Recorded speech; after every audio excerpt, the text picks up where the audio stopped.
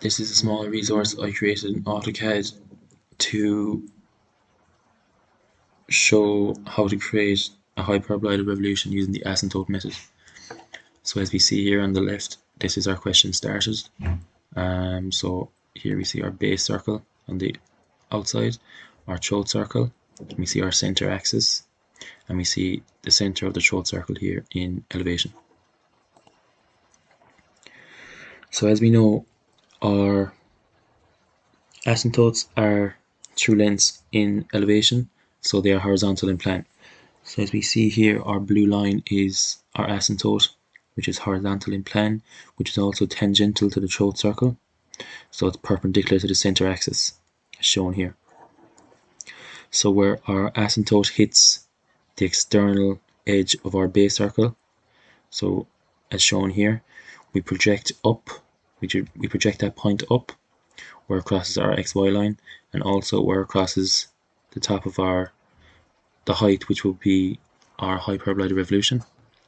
And once we've got this point here at the bottom and this point here on top, there are 2 points for our asymptotes. And also on the left we do the exact same, so we bring our asymptote across in plan where it hits our base circle, and we bring that line up, and it'll give us another 2 points on the left, and then we join them back. So then once we have that done, we can move on to our third part of the question, as shown here. So as we know, our asymptote is horizontal in plan. What we have to do is we have to divide our asymptote up into however many number of parts we want, usually 3 or 4.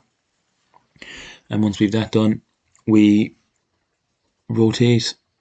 So from here we put our compass on the center point of our base circle, and we rotate up our points until we hit the center axis of our base circle.